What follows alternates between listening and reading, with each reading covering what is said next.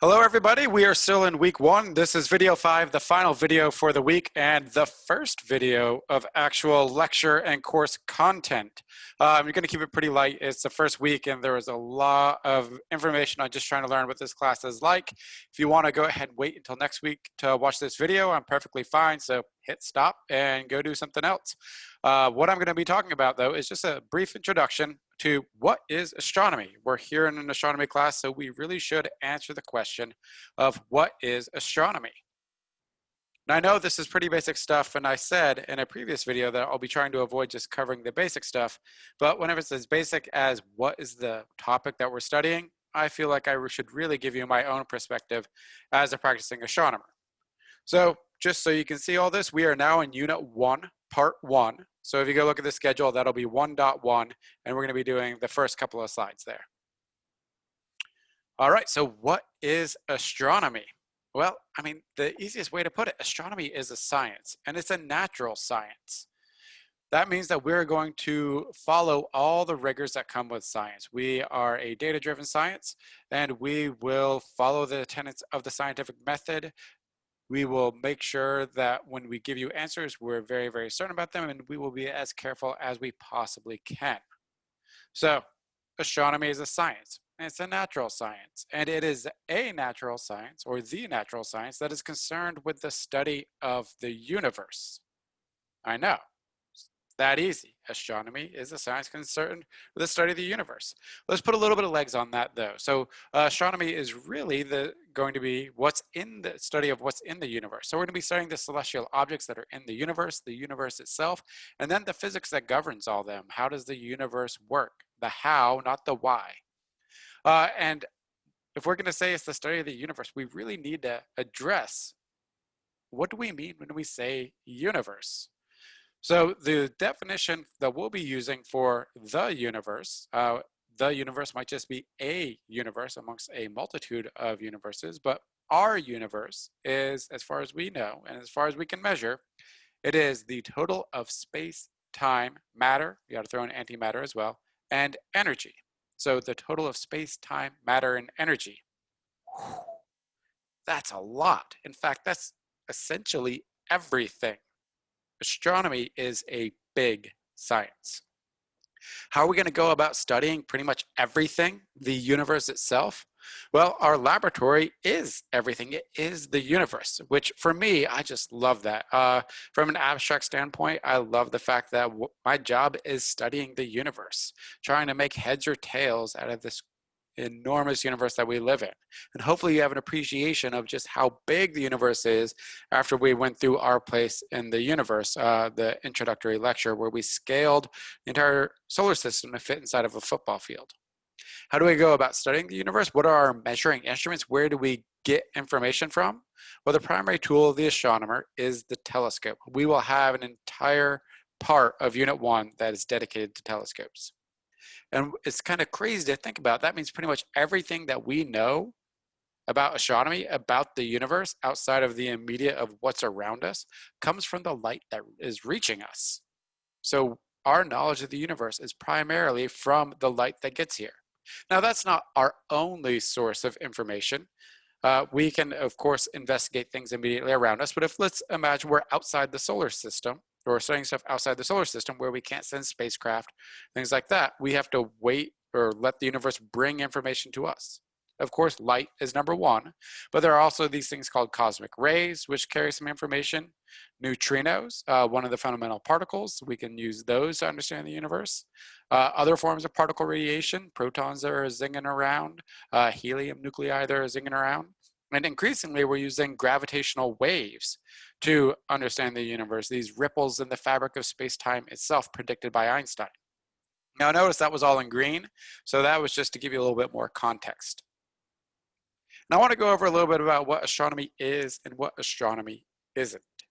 So astronomy is a natural science, which means that we are really going to follow the rigors of natural science. That means that we are going to follow the scientific method. We will have objectives. We will build a study of some kind that will have a hypothesis, which means that we have testable predictions. Then we will design our experiment, usually some telescopic observations or computer modeling or combinations of both. Experiments in the laboratory to simulate space-like environments.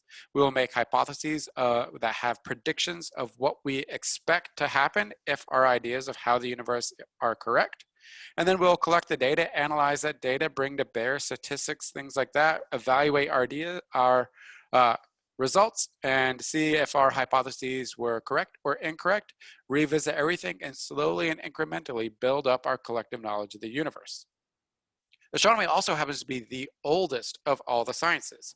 Pretty much since humans have been human, we've been looking up at the sky and the heavens and wondering what are all those points of light. We've been interested in the sun, we've been interested in the moon, the planets themselves. These have been studied since antiquity and before. So it is the oldest of all of the sciences. And really, astronomy, or at least in its oldest forms, before we even called it astronomy or even had a concept of science, is what allowed civilization to rise, or one of the major factors. It allows us to, by when stars are rising on the horizon, that might be, oh, that means that it is time to plant our crops. Or we see a certain constellation in the sky early in the evening that tells us that it's going to be the flooding of the Nile, or other flood seasons, or monsoon seasons, or hurricane seasons, or typical drought seasons, or winter is coming, things like that.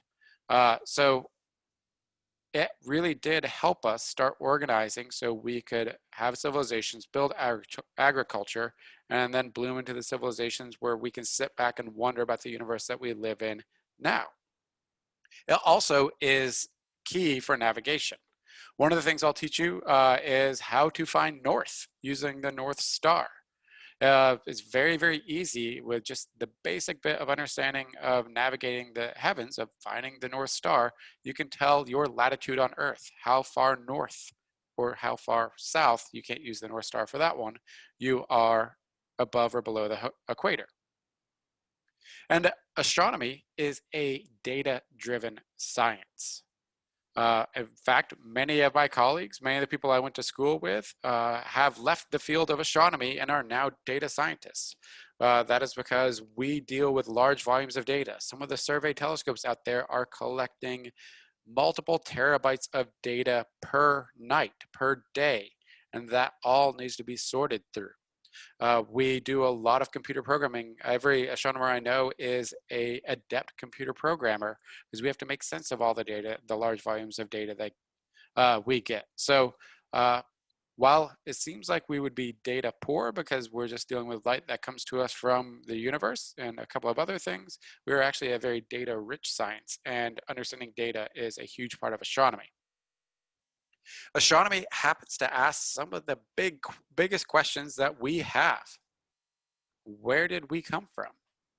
Let's break that down. How did the universe get its start? Does it even make sense to say there was a start? So what is the Big Bang? What happened before the Big Bang? Does that make sense? What happened immediately after the Big Bang? What is the ultimate fate of the universe? How does this all end? Does it end? Is that even a sensible thing to talk about as well?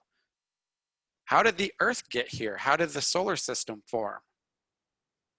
Where did Earth get its water and its repository of organic molecules, the two ingredients that are absolutely necessary for life? So where did life come from? All of these are within the realm of astronomy. Where did all the elements on the periodic table come from? So astronomy asks some of the biggest questions that we have. It's also concerned with everything from the largest structures that we have in the universe to the smallest particles. So whenever I'm talking about the big, I'm talking about like the cosmic web, the structure of the universe itself, how matter is organized versus vacuum out there in the universe. We can actually study that, and we've surveyed it, and we can model it, and those things, we have a tremendous agreement between our models and our observations. The superclusters of galaxies that make up the cosmic web, the clusters of galaxies that make up the superclusters, the galaxies themselves full of stars and nebulae and planetary systems that have planets and asteroids and comets. So we study the celestial objects, and celestial objects are pretty big. But we also study the very small and have to have a intimate knowledge of the very small. And whenever I'm talking about the very small, I'm talking about things like molecules, atoms, subatomic particles, light, photons, stuff that's ruled by quantum mechanics. And typically the big, or at least whenever you talk about the grandest structures, or when you're at the cosmic web and superclusters and clusters of galaxies, you're talking about like Einsteinian relativity and space-time.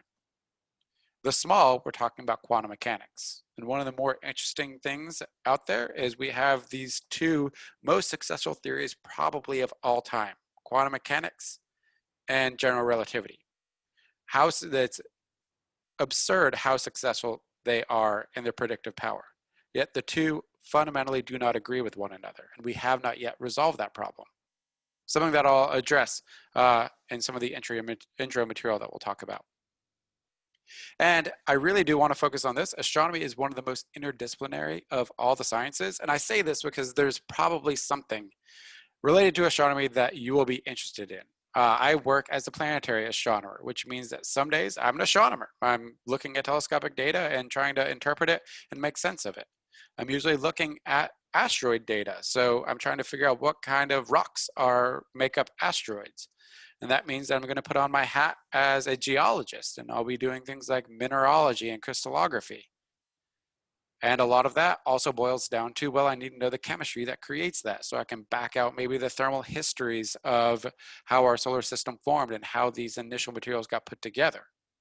So I've already been a geologist, I've been a chemist, I've been an astronomer. Of course, I have to be a physicist because the physics that governs the universe runs throughout everything. I have to be a mathematician because there's lots of mathematics. So those are sort of the big scarier topics that in computer programming, the big scarier topics that some of you might be like, oh, definitely not for me. Some of you are probably like, yes, I love these sorts of topics. But then we have biology. Astrobiology is one of the biggest growing fields. There are people here at the University of Tennessee that go into very remote caves and study the extreme life that exists in caves, because those sorts of extremophiles give us ideas of how life might persist elsewhere in the universe. We need to understand the most extreme forms of life that exist here and consider where life might be elsewhere in the universe. Astrobiology is also going to be concerned with how we can actually put together and start forming amino acids, things that we observe on the surfaces of comets. If you want to ponder where life got its origins, it's one of the fastest growing departments at NASA right now is astrobiology. Engineers, of course, have a home, whether that's building spacecraft, building instruments. Engineers have a home in the astronomy world. But another thing that people usually don't think about are the more creative sorts of fields. I'll start with graphic design, and I'm almost sure that we have several graphic design students that are watching this video at some point. We'll look at a lot of artist impressions over the course of the semester. And the people that make those can't just go, well, you know what? I think a black hole would look cool like this, and not actually bring to bear any of the knowledge that we have of what black holes are, what we suspect that they would look like, how they bend light, things like that. So you could use your talents and your interest in space with graphic design to make these incredible visuals that are great for education. Which brings me to education. Astronomy is such a wide-reaching and such an inherently exciting field that it's great to use for education. I believe this is one of the reasons why it's required by the University of Tennessee as an education major. You have to take an astronomy class. I also personally have this running hypothesis, this running theory used in a colloquial sense, that growing up, pretty much everybody loved outer space and dinosaurs. I happen to study outer space. I could go on. I mean, psychology is a great one to talk about if you're talking about how we actually get humans to do space travel. How we design intuitive systems. Literature itself, the sci-fi field is not the only field that I'm talking about here, but just science communication as well. There are branches of astronomy that can touch pretty much all parts of humanity. I like to think that astronomy is the most human of all the sciences. What astronomy is not. So I will just do this very, very briefly because I don't like to harp too much on this last one because I know some people are interested in it. But astronomy is not just stargazing and pretty pictures. That's kind of what a lot of people think about, that I go out at night and I lay on my back, I look at the stars, and then I go home and I'm like, that was a good night of work. No, it's just a good night. It wasn't work. That's not what we do as astronomers. And we don't just take pretty pictures either. We do have pretty pictures, but then there's a lot of deep analysis of the pictures, because what are those pictures? We captured light. We're going to exploit all the nature of light to really learn about that beautiful nebula that we have a picture of. And astronomy is not just pie in the sky wacky theories. Thanks movies for, I guess, making this a reality. The astronomer is always cast as a person that's just like throwing out crazy ideas left, right, and center that says like maybe there's just turtles and they're all the way down. Things like that. We are not off the cuff, just spouting off unfounded ideas. Astronomy is one of the most disciplined of all the sciences.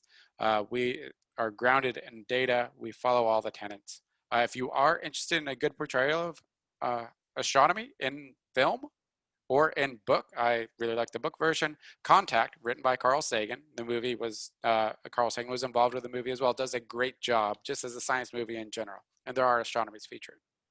And then this last part. I hope I don't lose to anybody here, but I really want to make the point that astronomy is not astrology. We do not pseudoscience here.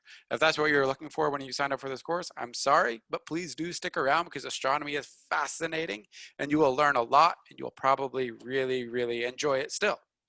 So astronomy is everything that I've just said. Astrology, however, is a collection of ancient to modern beliefs. It doesn't really follow the tenets of science. It doesn't really have predictive power. There have been numerous experiments they've done. One of my favorite ones is they got a whole bunch of people to read horoscopes and then sort of rate how well it described them. And a lot of people were like, yeah, it did a bang up job. That was great. That horoscope really nailed my personality. What a lot of people failed to see is that all the zodiac or all the horoscopes were identical, regardless of the astrological sign. They've also done a study of, because some horoscopes make predictions. The predictive power of a horoscope comes up to be the same as flipping a coin, 50-50, which in statistics means zero predictive power. You would be just as well off flipping a coin to make decisions. So that's not to say that you can't derive a lot of meaning by studying astrology. Some people really do derive meaning. You can think about it like doing the I Ching or other things. If you can derive meaning and find value in your life, I am not going to dissuade you from that. I do want to point out that there are 13 signs of the zodiac in astronomy, and I should say 13 constellations of the zodiac in astronomy, and there are 12 signs of the zodiac. For some reason, Ophiuchus, the serpent bearer, got kicked out, even though the sun does travel through it and it's pretty big. Maybe it's just people don't like snakes, so the serpent bearer is no, just a hard no. And finally, one last one. When you actually look at your sign, so you were born, the sun was in the constellation if you go back a month. So if you're a Gemini, the sun was actually in Taurus when you were born.